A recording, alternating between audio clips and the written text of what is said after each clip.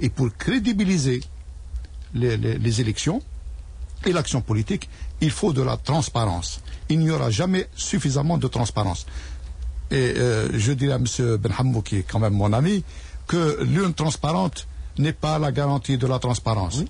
Qu'il y a un ensemble de mesures qu'il faudrait prendre pour assurer une transparence totale. La justice, c'est nous qui l'avions demandé, et vous vous souvenez que j'avais moi-même, lors de l'examen de la loi portant code communal, exigé que ce soit un magistrat qui soit président de la commission électorale et que ce soit lui qui installe l'APC. Qu'il y ait remise des PV au niveau des bureaux de vote à chacun des partis représentés, même si la loi fait obligation qu'il n'y ait que 5 observateurs, même s'il y a 20 listes, c'est normal, on ne peut pas mettre plus de 5 dans une salle de vote, mais au moins qu'il y ait une possibilité de duplication, de photocopie des procès-verbaux et leur remise aux représentants de tous les partis en liste dans chaque circonscription. Ça, c'est de la transparence. Parce qu'on pourra faire les calculs, chaque parti pourra faire les calculs de ses voix tout seul, et ils seront confortés par la commission électorale au niveau de chaque circonscription, qui pourra donner aussi des explications quant à l'annulation d'un bureau ou quelque chose qui pourrait susciter questionnement ou soupçon. Monsieur Chérard, puisque vous parlez de la commission de surveillance, vous avez parlé de l'utilité ce qui est préconisé par le texte, les magistrats au niveau de chaque poste. Est-ce que cette disposition fait l'unanimité? Je me permettrai juste un mot, Marc. Pour chaque commune, donc un magistrat. Un magistrat qui est président de la commission électorale. C'est ça, la commission électorale. Pas présent. Et au niveau de l'Assemblée, du vote de l'Assemblée nationale, c'est que ça soit des magistrats. Ça, c'est une proposition du FLN. Nous l'avons faite et nous l'avons présentée à la commission de M. Ben Salah. C'est l'une des principales revendications du FLN pour assurer la transparence. Nous sommes contre la méthode des anciennes commissions soi-disant indépendantes qui servaient à redistribuer de la rente aux partis et aux candidats et qui n'apportaient rien de plus à la transparence. Nous voulons que le pouvoir exécutif soit mis de côté, ainsi que l'administration lors des élections de vote. L'administration assurera la logistique, mais la transparence sera garantie par les magistrats, condition faite bien sûr qu'il y ait plus d'indépendance pour la magistrature. Beaucoup disent que c'est encore la mainmise de l'administration. Oui. Qu'en pensent les autres partis si je peux. Monsieur moi, je dirais que j'ai peur que les gens qui font la législation au niveau de la PN, Fioued, et les jeunes Algériens et le reste du peuple, Fioued, ça c'est j'ai peur et c'est légitime. Maintenant, on parle de notre ressort, de parler surtout les gens de la PN, de parler des amendements, des articles, CADA. Mais le plus essentiel, c'est de ressouder la confiance entre le gouverneur et le gouverné. Ça, est-ce qu'on est sûr avec ce qui va se passer avec des intérêts partisans étroites? Des gens qui sont à la coalition, ce sont des Algériens qui aiment l'Algérie autant que nous, mais c'est des gens, peut-être, à titre personnel, on trouve des élus au niveau de la PN qui disent l'inverse de ce qui se ressort après. À ce stade-là, je dis, on parle de magistrats, mais on parle de magistrats au niveau de Wilaya. Quand nos députés ont demandé à ce que soit au niveau des APC, les gens disent on n'a pas la quantité, on n'a pas le personnel, l'effectif qu'il faut. Mais nous savons qu'il y a 300 qadis qui sortent par promotion, par année. Donc, dans les 5 ans, les dernières élections jusqu'à aujourd'hui, on a armada de gens qu'on peut mettre à la tête. Pourquoi la révision électorale se fait par chacun à la tête d'une APC? Et pourquoi pas les élections? Ça, premièrement. C'est exactement ce que demande le FLN. C'est exactement, vous êtes sur la même longueur d'onde. C'est exactement ce que le FLN demandé officiellement. Masha'Allah. Non, on rejette pas tout. Nada parle de la mainmise de l'administration, justement, concernant cette disposition. Non, madame. Non, la mainmise. Nous, justement, ce que fait l'Idara, ce que faisait l'Idara, ce que fait et va faire l'Idara, avec ce genre de loi. Nous, on ne veut pas qu'un chef de daïra il ne fait pas de serment. On demande le serment au chef de bureau. On ne le demande pas au chef de centre, on ne le demande pas au chef de daïra, on ne le demande pas au wali qui est à la tête, qui chapeaute l'opération, et on le demande au chef de bureau. C'est pas normal. Autre chose, on parle de une copie duplicata du PV original au niveau des bureaux. Mais on ne parle pas de la chambre noire qui se fait et la falsification, comme il l'appelle, intelligente, se fait à ce niveau-là. Le problème ne se fait pas illa qalilan au niveau des urnes elles-mêmes, au niveau des bureaux. Ça se fait à un autre niveau, plus haut. Et là... Si vous pouvez collationner tous les chiffres, que vous pouvez avoir au niveau d'une circonscription, au niveau d'une commune, vous avez un certain nombre de bureaux de vote, vous avez vos chiffres, vous pouvez le comparer, et on vous dira peut-être il y a tel bureau qui a été annulé, mais il faudrait qu'il y ait quand même une justification. Ce que nous demandons, nous, c'est que tout doit se passer dans la transparence la plus totale, y compris peut-être lors du collage des chiffres finaux plutôt, qu'il y ait des représentants de partis pour vérifier en ligne et en colonne, c'est ça. Pour qu'on puisse être présent. Parce que le doute, le soupçon, c'est le poison de l'Algérie. Même si les choses se passent de manière extraordinaire. Bien sûr, il n'y a pas de transparence entre le gouverné et le gouverneur. Oui, monsieur, donc, oui, bien sûr, monsieur Maouche, si vous permettez, juste sans trop commenter les interventions de mes collègues, concernant les amendements, Sibn Hamou a parlé de 193 amendements, cela ne veut pas dire que ce sont tous les articles du projet de loi qui sont touchés, parce que des fois on peut avoir une dizaine d'amendements qui ne concernent qu'un seul article. Donc là, ça ne veut pas. Il y a en gros pour ce projet-là, c'est une dizaine d'articles de projet de loi qui sont concernés par les amendements. Pour ce qui est maintenant de la présidence de la commission électorale au niveau communal par un magistrat, ça c'est la demande de la totalité, pour ne pas dire de la quasi-totalité des députés au niveau de l'Assemblée, et je suis convaincu que c'est ce qui se produira, et ça tranquillisera tout le monde. Maintenant, il reste un article très important dans le projet de loi qu'il faut mettre en œuvre, que les partis doivent mettre en œuvre, c'est les observateurs. Ce sont les observateurs pour lesquels la loi accorde une présence au sein de chaque bureau de vote 5. Mais là, tirage au sort, s'il y a un consensus, mais là, nous constatons toujours, lors des élections, que les observateurs des partis sont absents. Et celui qui est absent a tort. Il doit venir. Pourquoi? Parce que les partis s'implantent à travers toutes les wilayats et des fois toutes les communes en présentant des listes, alors que certains partis, alors qu'ils n'ont pas la capacité de mobiliser le nombre d'observateurs, et ça fait mal à tout le monde.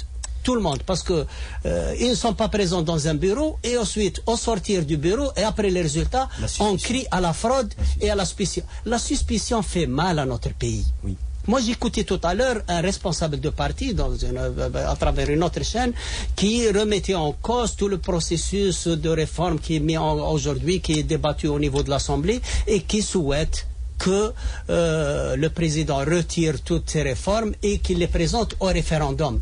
Un référendum, généralement, c'est une question et à laquelle on répond par oui ou non. Les réformes aujourd'hui, les réformes aujourd'hui, c'est un ensemble de textes et des projets de loi qui sont élaborés par le gouvernement sur instruction du président de la République, qui sont soumis au débat au niveau de l'Assemblée et je suis convaincu qu'il n'y aura pas de grands changements par rapport aux objectifs du président de la République. Comment sont-ils là? Comment été, si vous permettez juste une minute pour rappeler comment ont été élaborés ces projets de loi. C'est après tout un débat. Le président a désigné une commission présidé par Abdel Ben Saleh, lequel a essayé d'élargir la consultation à tout le monde, aux partis, aux personnalités, à tous ceux qui ont voulu faire entendre leur voix directement et même indirectement à travers la presse, des écrits. Et les documents ont été élaborés sur cette base. Il y a eu ensuite, au niveau du gouvernement, je crois, une douzaine de consultations et de réunions qui ont porté sur ces projets de loi, avec la présence de tous les ministres des partis concernés, des partis qui sont aujourd'hui, qui occupent aujourd'hui la scène politique. Donc aujourd'hui, moi, je ne comprends pas comment, à la veille d'élections, à la veille de position, d'élections prochaines, législatives, communales, wilayat, etc., on commence à semer le doute et à faire croire que ce qui se fait par l'Assemblée actuelle n'est pas objectif. Chaque parti, avec eux ou sans eux, s'exprime directement ou indirectement à travers ce Parlement, donne son avis, et le 2 et le 3, nous allons procéder au vote et on verra chaque parti maintenant sans eux qui s'exprime pour dire quelles sont leurs positions, et les votes ne s'expriment pas globalement, mais c'est article par article. Merci, M. Maouch. M. Benhamou. Moi, je voudrais, honnêtement, vous me faites rêver. Le RND et le FLN me font rêver quand je les entends parler comme ça. Excusez-moi, je vais être un peu peut-être sévère, mais je qualifie vos paroles, je le qualifie d'hypocrisie politique. Pour la simple et unique raison, ceux qui profitent actuellement de la situation, c'est bel et bien les deux partis. Et je dirais le père et le fils. Je dirais les frères ennemis. Je dirais tout ce que vous voulez. Ma dernière intervention au Parlement, je l'ai dit clairement. Si vous voulez faire de la politique, faites-le correctement. C'est-à-dire, excusez-moi, je termine. Et vous, M. Benhamou, vous êtes au FNA. Vous êtes passé au MJD, vous êtes indépendant, et demain vous êtes dans la D'abord, je ne voudrais pas que vous alors, ne soyez pas un donneur de leçons, M. Benhamou. Il faudrait que l'auditeur sache que vous avez battu tous les records de changement. Non, on ne s'entend plus, messieurs. Écoutez-moi, moi j'appelle le FLN. Je parle de parti, je ne parle pas de personne. Vous répondrez, M. D'abord, d'accord. Qui vous appartenez à quel parti et vous représentez quelle mouvance ou quelle tendance? En tout cas, le peuple algérien. Tous les 15 jours, vous changez d'affiliation politique. Le peuple algérien, et l'histoire en Algérie retiendra que vous avez la responsabilité sur votre tête, actuellement, de faire une transition pacifique, intelligente. Sinon, et ce n'est pas de menace, mais la réalité, elle est là. Comme a dit le jeune a dit. En 88, vous n'y étiez pas. En 88, vous n'y étiez pas. En 89, vous n'y étiez pas. Que ce jeune-là ait peur. Je ne voudrais pas qu'il ait peur. Au contraire, il devrait être heureux dans son pays. Je dirais plus que ça. Ces réformes, ce n'est pas les réformes du FLN ni du RND. C'est les réformes du président de la République. Non, c'est les réformes du peuple. C'est les réformes du peuple. Nous soutenons, c'est ça la différence. S'il vous plaît, messieurs, chacun son tour. S'il n'y a pas eu ce courage du président de la République qui insiste, qui voudrait que ces réformes atteignent et arrivent à terme, je pense profondément que vous, en tant que parti qui profite de la situation, n'œuvrerez jamais à ce que les choses se passent ainsi. De ce fait, moi je vous dis en toute honnêteté, l'histoire retiendra que vous essayez par tous les moyens d'entraver, parce qu'au Parlement... Ça, c'est des accusations gratuites, M. Benhamou. C'est de la diarrhée verbale. C'est une diarrhée verbale qui me Pardon. Moi, Moi, je veux, moi, le FLN a été mis en accusation, je voudrais répondre. Il faudrait que les auditeurs sachent que M. Benhamou a battu tous les records de changement de veste. Non, mais des affaires personnelles, non. Deuxièmement, laissez-moi parler. Deuxièmement, vos accusations sont gratuites. Nous sommes le FLN, nous avons comme président d'honneur le président Abdelaziz Bouteflika.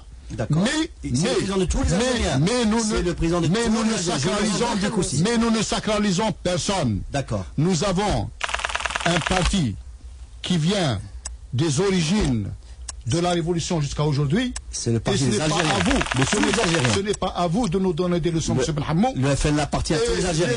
Les réformes, nous soutenons les réformes et nous sommes à l'origine des réformes parce que nous avons fait des propositions depuis plus de 2 ans, depuis plus de 5 ans. Nous avons demandé un approfondissement de la Constitution et plus de liberté, plus de démocratie, plus de libéralisme, plus de liberté pour les associations, plus de liberté pour les syndicats. Où étiez-vous, M. Benhamou? Vous avez sacrifié... non, on ne laisse pas l'article 93. Je demande la parole, s'il vous plaît. M. Charra, dans ce studio, j'ai dit, et je répète, qu'il y a d'abord un problème constitutionnel. Jamais. Il y a, monsieur Benhamou, je suis avocat, monsieur. Vous êtes avocat et je vais vous donner une leçon de droit constitutionnel. Merci. Monsieur Benhamou, la seule autorité qui est habilitée à nommer un ministre et à l'enlever en dehors de la démission, c'est le président de la République. Relisez votre constitution. D'accord. Et le président de la République n'a pas le droit de déléguer ce pouvoir de nomination et d'enlever le ministre ni à une tierce personne, ni à l'Assemblée nationale, ni par le biais d'une loi. Et vous voulez une transparence? Mais monsieur, je ne comprends pas. Monsieur Charrar, vous dites que les réformes viennent du président de la République. Mbadgou, c'est le président de la République qui a voulu que les ministres ne tombent pas. Allez-y, expliquez-nous. Je termine. J'ai dit au départ que nous luttons au FLN pour la démocratie, mais aussi pour l'établissement d'un état de droit, et nous devons respecter d'abord la Constitution. Deuxièmement, nous demandons devant votre deuxièmement, monsieur Benhamou, devant votre sœur. Ne retenez pas la parole quand même, madame. S'il vous plaît, je termine. Dans ce studio, j'ai dit que le président de la République était libre d'enlever tout le gouvernement. Et c'est une proposition que nous avons faite en avril dernier. Nous avons demandé à ce qu'il y ait un gouvernement de transition, mais qu'on n'enlève pas 4 ministres ou 7 ministres qui se présentent, ou 3 ministres qui se présentent, que les autres restent. Moi, je demande... Nous avons aussi dit que c'est une loi organique, et si nous ne la changeons pas dans les 10 ans, ça veut dire que tous les 5 ans, l'Algérie restera sans gouvernement pendant 6 mois. 3 mois avant les élections, et 3 mois le temps de faire un gouvernement. Madame, le Belgique est resté sans gouvernement pendant des mois et des mois. S'il vous plaît, sur cet article 93 justement, Monsieur Kouas de Nada, s'il vous plaît. Moi je dis que le peuple, on n'a pas besoin de parler au salon, sur les fauteuils. Nous parlons. Regardez la télévision ce soir, vous allez voir la coupe, parce que le peuple, où est-ce qu'il était, avec qui il était. Oui, il y a des milliers de jeunes, c'est vrai, mais c'est des jeunes qui sont venus se promener à Alger avec un Non. Monsieur Kouas. Je vous donne rendez-vous lors des prochaines élections législatives, Monsieur Benhamou. Très bien.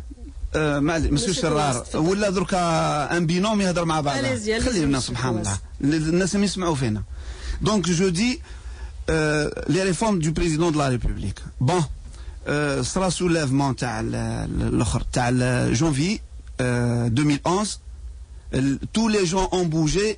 On a un prétexte, on a bougé, pas sous la pression de soulèvement des jeunes, mais c'est-à-dire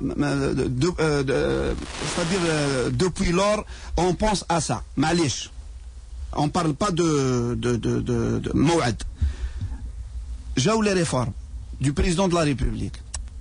Est-ce que يعقل إنه قوانين c'est nous qui l'avons demandé, parmi tant de partis qui l'ont demandé, c'est des lois organiques venues de l'état d'urgence. On demande à ce que, donc à l'état d'urgence c'est levé, donc on demande à ce que les choses soient remises en place. Ces réformes-là seront chapeautées par un parlement et par un gouvernement surtout, un gouvernement. Avant ces réformes-là, le président du gouvernement il ne croit pas à ces réformes-là. Il dit que sur la radio, il dit que il n'y aura pas de réforme en Algérie, parce qu'on n'a pas besoin, on a fait les réformes avant et on est tranquille, donc le problème ne se pose pas. On meurt bien, on dirait qu'il ne vit pas en Algérie. Donc moi, Mahterami, il est Raïs Houkoumtna, Nahtarmouh, même il ne fait pas partie de notre parti. Mais le double langage là, moi, aujourd'hui, je dis il n'y a pas de réforme. Demain, le président de la République dit il y a des réformes dans son discours dans son discours. Bon, on renverse la médaille, on dit c'est nous qui soyons ici pour encadrer ce que dit le président de la République. D'accord. Monsieur Maouche, vous êtes directement interpellé. Oui. Tout d'abord, c'est Ben Hamou, il nous a traité un petit peu de certains mots qu'on ne peut pas reprendre. Mais lui, il dit que les réformes qui ont été introduites il est d'accord à 100% avec les réformes introduites par le président de la République. Moi, je souhaiterais, et il a été présent lors du débat de tous les projets de loi issus de ces réformes, je souhaiterais qu'il me dise à un seul moment où il a écouté un seul député du RND s'opposer à ces réformes. Donc, en quoi le RND ne serait pas avec les réformes du président de la République? Deuxièmement, je parle de mon parti. Deuxièmement, moi je dis que nous sommes, et pour répondre un petit peu à notre ami de Nahda, nous sommes profondément pour les réformes, parce qu'au RND, nous pensons avec certitude que nous allons en tirer profit. Et la preuve que le système actuel n'est pas en notre faveur, M. Ben Hamou, qui est député de Tlemcen, sait très très bien que nous n'avons pas eu de député en 2007 à Tlemcen. 2 fois. Ni en 2002, ni en 2007. Ça veut dire que nous ne sommes pas favorisés par le système actuel.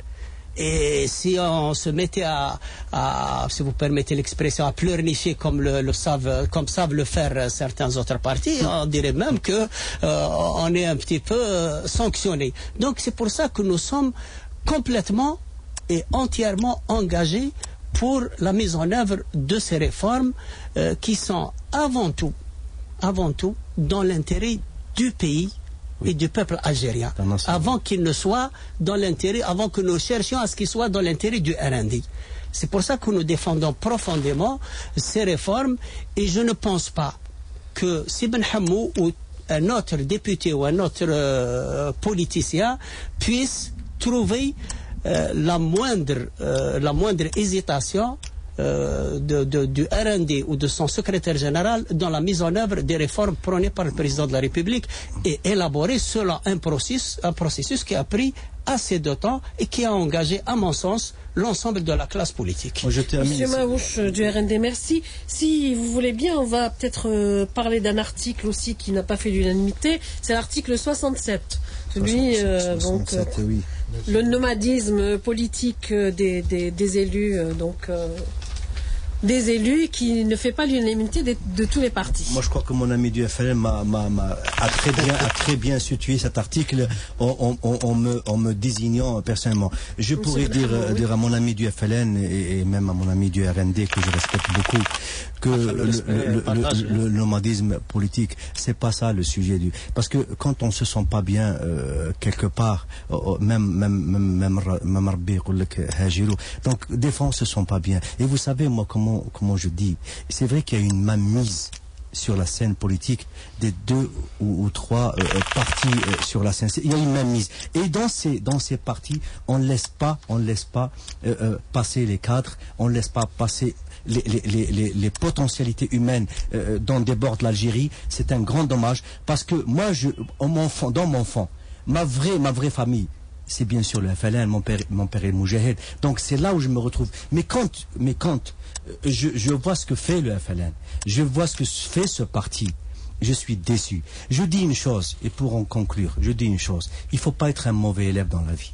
Il faudrait essayer d'apprendre. L'article dont vous parlez, C'est vrai que le nomadisme politique n'était pas une bonne chose. Moi, je rejoins. Donc, vous rejoignez le FLN et pour être un bon député et pour être peut-être un bon visionnaire, il faudrait être un bon militant. Mais dites-moi, s'il vous plaît, et vous allez le voir dans les prochaines élections, dans le problème de quotas de femmes, vous allez avoir le remplissage des listes. Je dis bien le remplissage des listes. C'est ce qui se passe avant les élections. C'est vrai que nous, on était partis dans des petits partis. D'ailleurs, moi, je dirais plus loin. Ce n'est pas des partis. Moi, j'appelle ça des registres commerce. C'est pour essayer de venir. Mais ce que je déplore, si vous voulez que l'Algérie avance, il faudrait instaurer une culture politique. Laissez l'émergence de cadres, laissez l'émergence. Il faudrait que ces partis qui sont structurés parce que ils ont profité de l'État, ils ont profité de déni de l'État, et ils ont été structurés. C'est vrai que la balance n'est pas là. Monsieur Benhamou, il ne reste pas beaucoup de temps. Donc en définitive, vous êtes pour l'annulation de cet article. Vous rejoignez le FLN et le RND. Actuellement, il n'est pas constitué. Oui, monsieur Chérard. Nous sommes à 5 minutes de la fin, donc un dernier tour de table, messieurs. L'article 67 ne pose pas problème parce que n'importe quel juriste vous dirait qu'il est anticonstitutionnel parce que la constitution algérienne ne reconnaît pas le mandat impératif. Le mandat appartient au peuple qui le délègue à une personne qui est présentée par un parti, c'est vrai. Mais l'élu, il est l'élu du peuple. C'est comme ça qu'on l'appelle dans la constitution. Il est l'élu du peuple. Donc il doit pouvoir garder son mandat. Moi je dirais simplement que à la limite, lorsqu'on sort pour des divergences peut-être programmatiques, ou des divergences personnelles lorsqu'on divorce avec son parti, la meilleure solution c'est que la personne reste non inscrit, reste élu, mais non inscrit. L'élu, il est élu indépendant, il reste non inscrit jusqu'à la fin de sa législature ou de son mandat électif, et après, il choisit un parti dans lequel il pourra se retrouver.